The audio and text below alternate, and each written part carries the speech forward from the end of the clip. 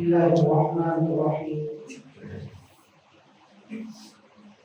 الحمد لله رب العالمين والصلاة والسلام على سيد المرسلين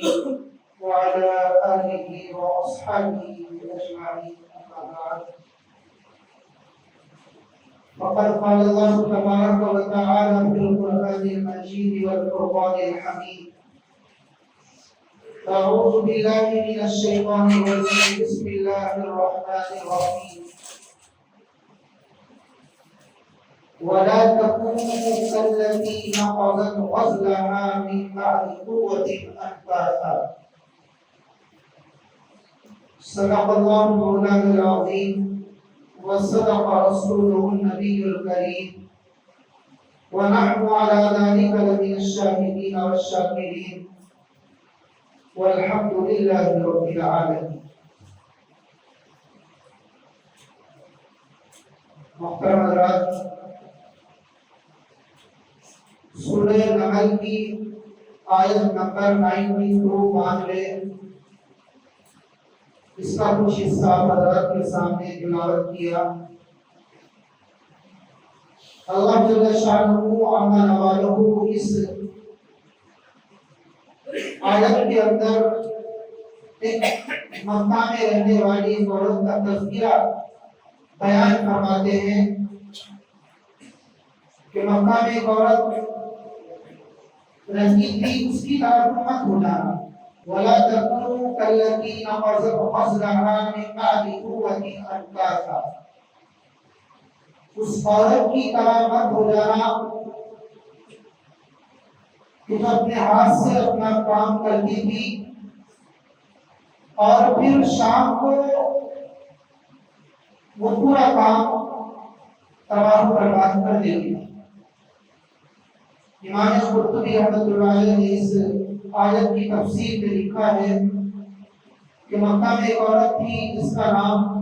قرآن نے تو بیان نہیں کیا، اور یہ یاد رکھیے کہ قرآن کریم کا ایک بڑا عجیب اسلوب ہے کہ قرآن کسی عورت کا نام نہیں لیتا ہے۔ عورت کے معنی، لفظ عورت کے معنی ہی چھپا کر رکھنے کی چیز ہے۔ اگر آپ ڈکشنری اٹھائیں گے، کوئی کتاب اٹھائیں گے ڈکشنری کی، اور عورت لفظ کو سرچ کریں گے تو اس کے معنی ہی چھپا کر رکھنے کی چیز کے معنی آتے ہیں۔ تو اس وجہ سے قرآن عورت کو بھی چھپا کر رکھنے کا حکم دیتا ہے، اس کے جسم کو بھی، اس کے بدن کو بھی، اس کے نام کو بھی۔ اسی وجہ سے پورے قرآن میں نہ ازواج مطہرات میں سے کسی کا نام لیا، نہ صحابیات میں سے کسی کا نام لیا، بلکہ صرف ایک عورت کا نام لیا۔ وہ بھی نام لینے کی ضرورت کس وجہ سے پڑ گئی کہ کچھ یہود میں حضرت عیسیٰ علیہ السلام کی والدہ حضرت مریم کے اوپر الزام تراشی۔ حضرت مریم رضی اللہ عنہا کے اوپر الزام لگایا تھا کہ انہوں نے بدکاری کی، اس بدکاری کی پاداش میں حضرت عیسیٰ علیہ السلام کی پیدائش عمل میں آئی، جبکہ اللہ تبارک و تعالیٰ نے حضرت عیسیٰ علیہ السلام کو اپنی قدرت دکھانے کے لیے پیدا کروایا کہ بغیر باپ کے پیدا ہوئے تھے۔ تو ان کی برات اور ان کی صداقت کو ظاہر کرنے کے لیے اللہ تبارک و تعالیٰ نے صرف حضرت مریم کا نام پورے قرآن میں دیا، اور یہی طریقہ علماء کرام کا، محدثین کا، فقہاء کرام کا رہا ہے۔ ہاں کہیں ضرورت پڑتی ہے تو پھر تلاش کے بعد نام کو ظاہر کر دیا جاتا ہے۔ تو مفسرین کرام نے اس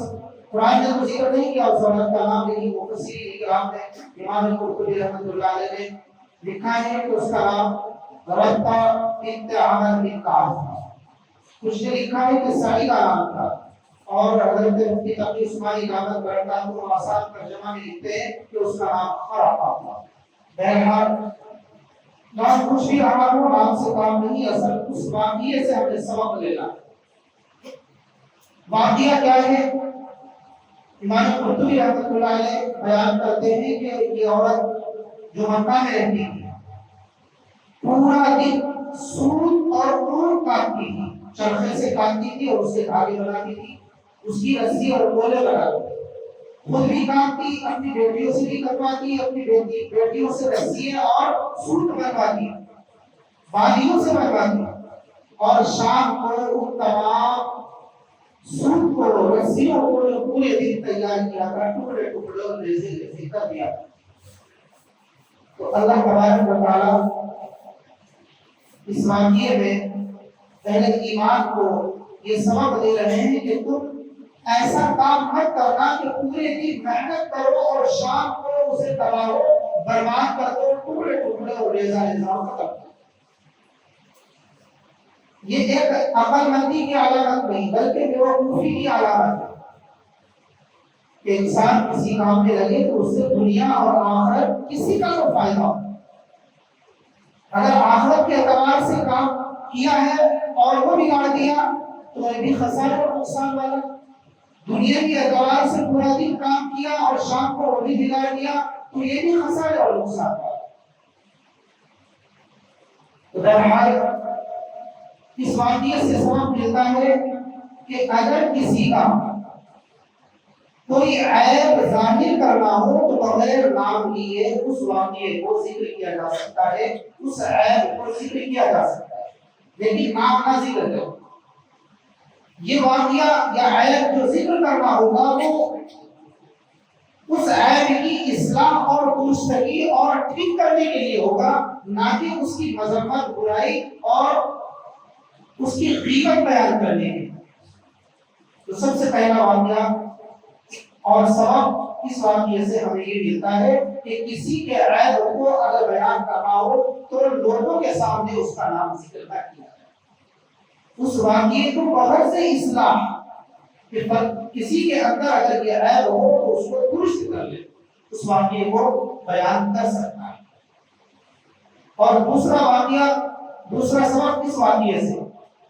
یہ ملتا ہے کہ اگر انسان نے کوئی وعدہ کیا ہے تو اس وعدے کی خلافی نہ کرے، جیسا کہ کسی عورت نے رسی بنائی تو رسیے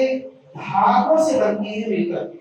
تو اسی طریقے سے جو وعدے ہوتے ہیں وہ بھی دو چار آدمیوں کے اور لوگ قرار سے بنتے ہیں، تو ان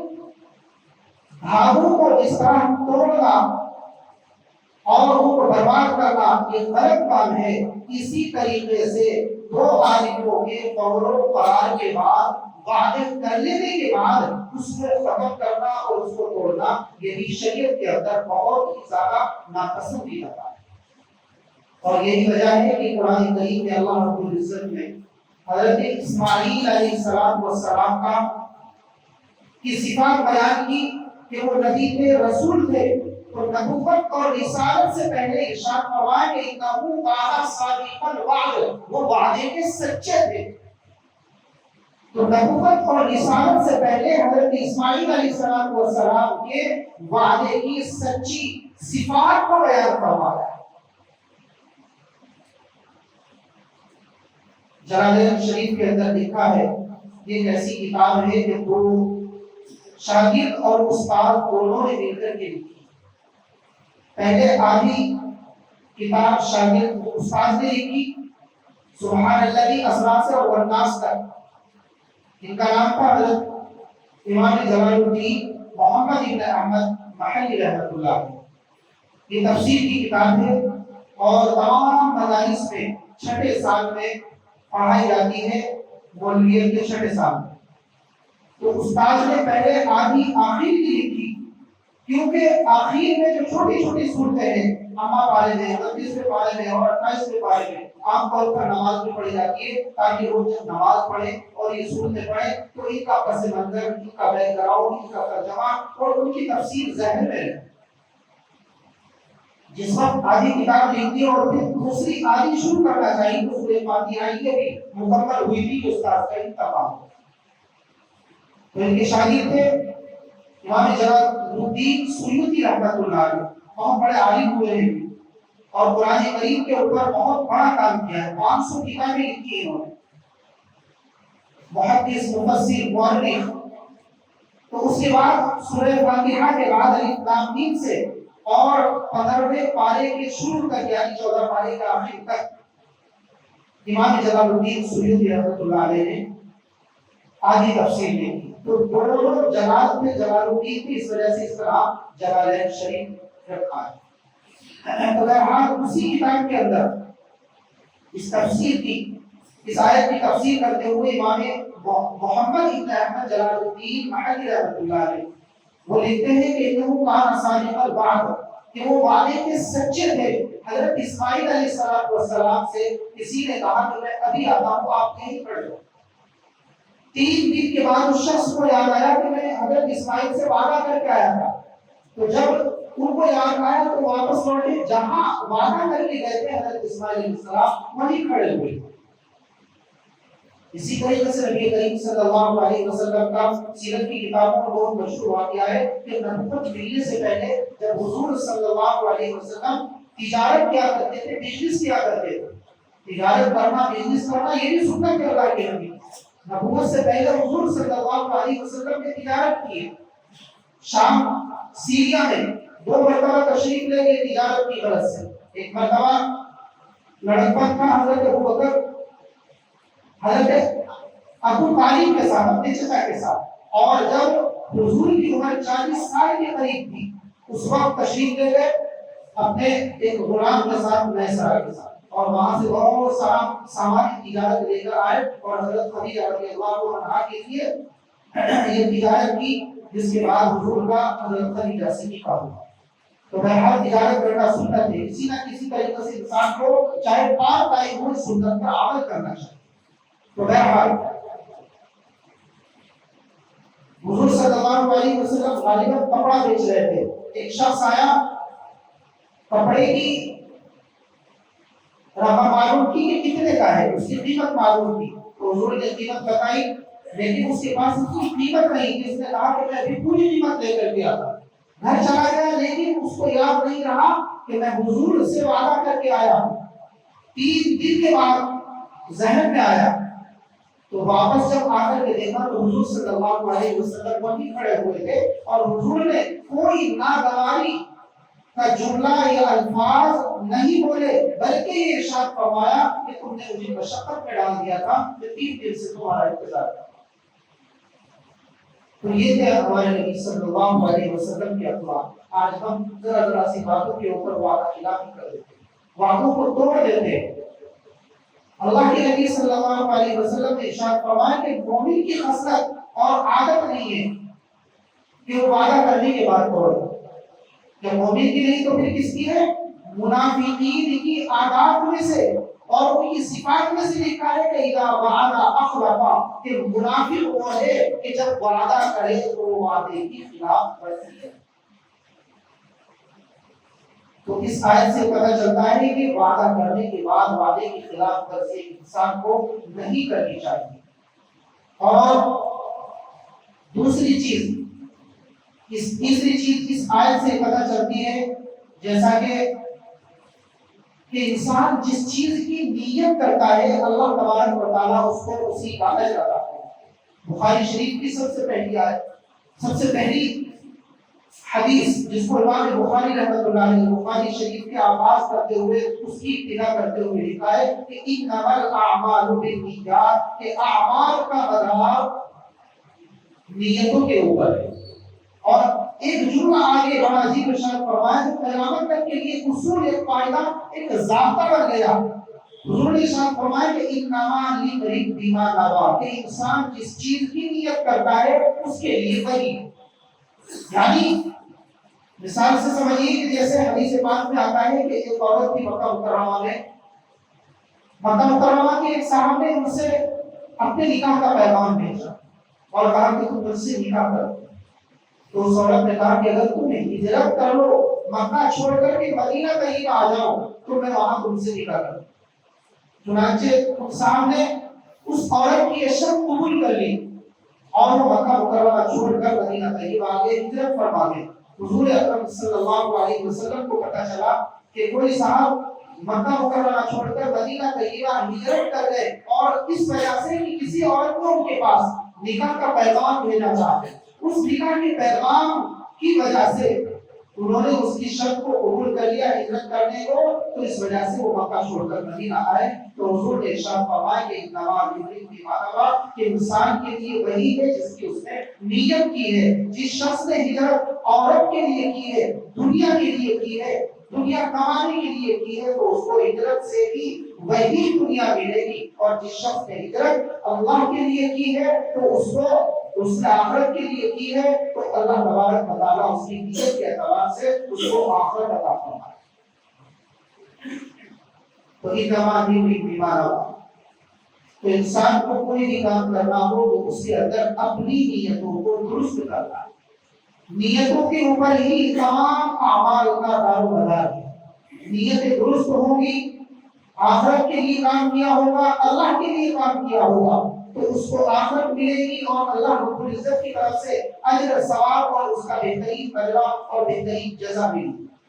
اور اگر دنیا کے لیے کوئی کام کرے گا تو اس کو صرف دنیا ملے گی، آخرت میں اس کا کوئی حصہ نہیں ہوگا۔ تو اللہ کے نبی صلی اللہ علیہ وسلم نے یہ ارشاد فرمایا بہت سی احادیث کے اندر کہ انسان دنیا کے اندر بڑے بڑے نیک اعمال کرتا ہے، لیکن نیک اعمال کرنے کے بعد بہت سے کام ایسے کر جاتا ہے کہ وہ نیکیوں کے ڈھیر، نیکیوں کے پہاڑ انسان کے تباہ و برباد ہو۔ ابھی اللہ تبارک و تعالیٰ نے ہم سب کو رمضان المبارک کا مہینہ عطا فرمایا، ہم نے خوب روزے رکھے، خوب قرآن کریم پڑھی، خوب قرآن کریم کی تلاوت کی، تراویح پڑھی، اور صدقہ، خیرات، نماز، روزے، ذکر و اذکار، تسبیحات، زکات، فطرات وغیرہ خوب ہم نے ثواب کے ڈھیر کما لیے۔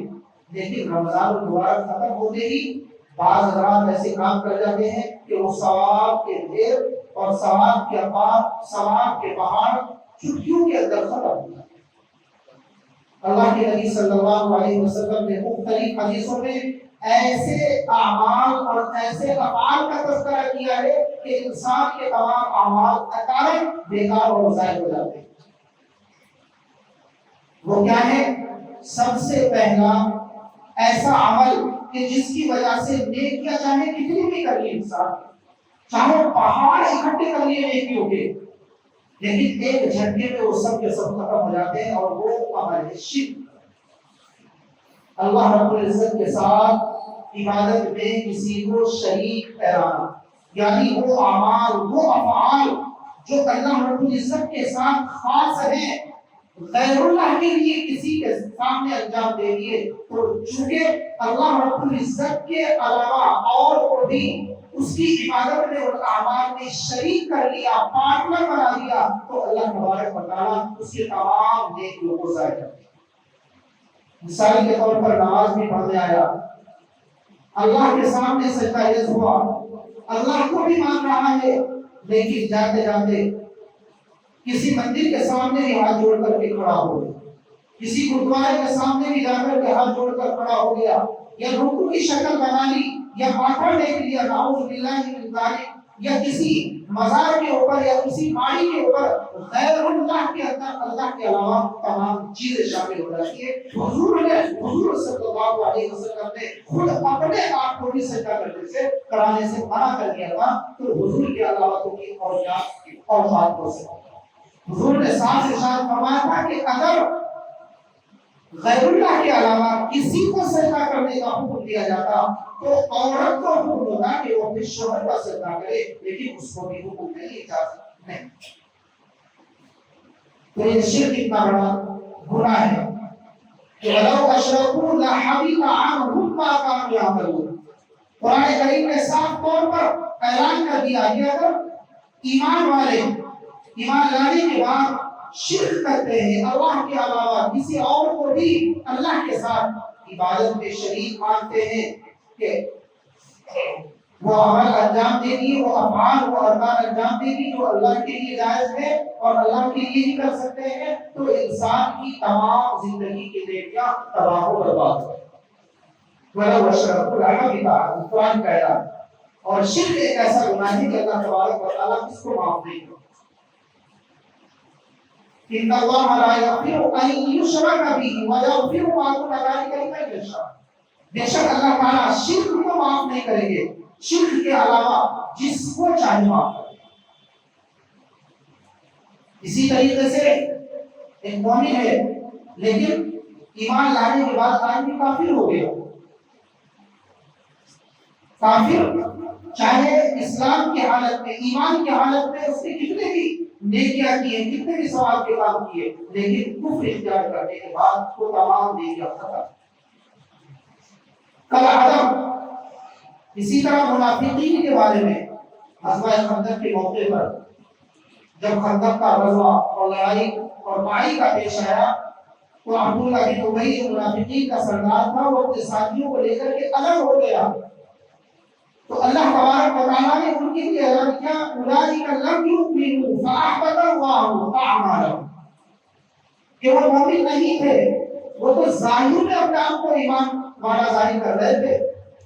اور ایمان والا بتا رہے تھے، حقیقت میں ایمان تو ان کے دل کے اندر داخل ہی نہیں ہوا تھا۔ اسی وجہ سے جب تھوڑی سی تنگی، تھوڑی سی پریشانی، مصیبت اور تکلیف آئی تو وہ مسلمانوں کا ساتھ چھوڑ کر، حضور کا ساتھ چھوڑ کر ایک طرف کھڑے۔ برائی کا لم یؤمن فاحبط اللہ، اللہ نے ان کے اعمال کو ضائع کر دیا، نیز کو نابود کر دیا۔ اور قرآن کریم میں سورہ بقرہ کے اندر اعمال کو، نیکیوں کو ضائع کرنے والا ایک عمل اور بتایا ہے، یا ایھا الذین آمنوا لا تبطلوا صدقاتکم بالمن والأذى، کہ اگر تم نے اللہ کے راستے میں صدقات، خیرات اور دوسرے نیک اعمال انجام دیے، لیکن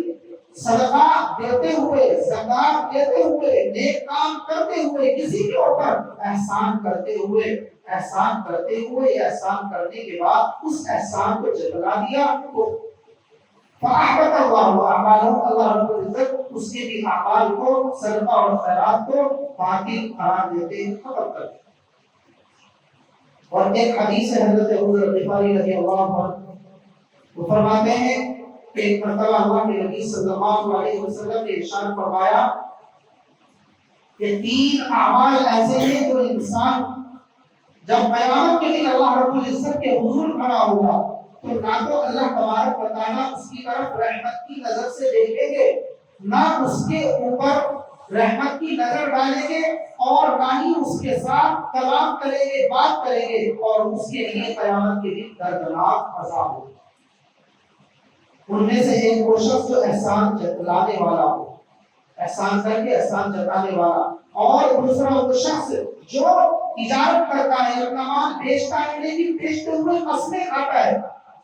جھوٹی سچی قسمیں کھاتا ہے، میرے سامان کے اندر یہ خوبی ہے، یہ خوبی ہے، اس کے اندر کوئی کمی نہیں، تو سامان کو قسمیں کھا کر بیچنے والا، اللہ کے نبی فرما رہے ہیں کہ کل قیامت کے دن نہ تو اللہ رب العزت رحمت کی نظر سے اس کو دیکھیں گے، نہ اس کے ساتھ کلام کریں گے، اور اس کے لیے دردناک عذاب ہوگا۔ اور تیسرا وہ شخص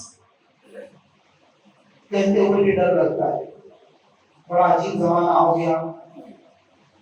مسلم معاشرہ، مسلم سماج اتنا گر چکا ہے کہ کمیوں کو مسجد میں بیان کرتے ہوئے بھی سوچنا پڑتا ہے۔ اور اللہ کے نبی فرما رہے ہیں کہ وہ شخص تیسرا کون ہے کہ جس کی پینٹ، جس کا پائجامہ، جس کی لنگی ٹخنوں سے نیچے لٹکتی ہو۔ ہر شخص اپنے اوپر غور کر لینا کہ ٹخنوں سے نیچے کس کس کا پائجامہ، پینٹ اور لنگی رہتی ہے۔ جب تک رہتی ہے نیکیاں گھٹتی رہتی ہیں۔ اسی طریقے سے جو شخص داڑھی کٹاتا ہے، اگر وہ نماز بھی پڑھ رہا ہے، حضرت شیخ زکریا رحمۃ اللہ علیہ فضائل اعمال لکھنے والے لکھتے ہیں کہ اگر وہ سو بھی رہا ہے، نماز بھی پڑھ رہا ہے، تو ایک طرف فرشتے نماز پڑھنے کا ثواب لکھ رہے ہیں، دوسری طرف فرشتے داڑھی کٹانے کا گناہ بھی لکھ رہے ہیں۔ ایسے ہی جب تک پکی سچی توبہ نہیں کر لینے کا، تب تک ٹخنوں سے نیچے پینٹ، لنگی، پاجامہ لٹکانے کا گناہ اس کو ملتا رہے گا، اور نیکی اس کی ختم ہوتی رہے گی۔ اللہ ہم سب کی حفاظت فرمائے، اور ہمارے جو اعمال ہم نے رمضان المبارک میں انجام دیے ہیں، نیکی ہم نے انجام دی، اللہ کو باقی رکھے اور کل قیامت کے دن بہترین اجر اور ثواب عطا فرمائے۔ جو سنت و سلیقے کو سنت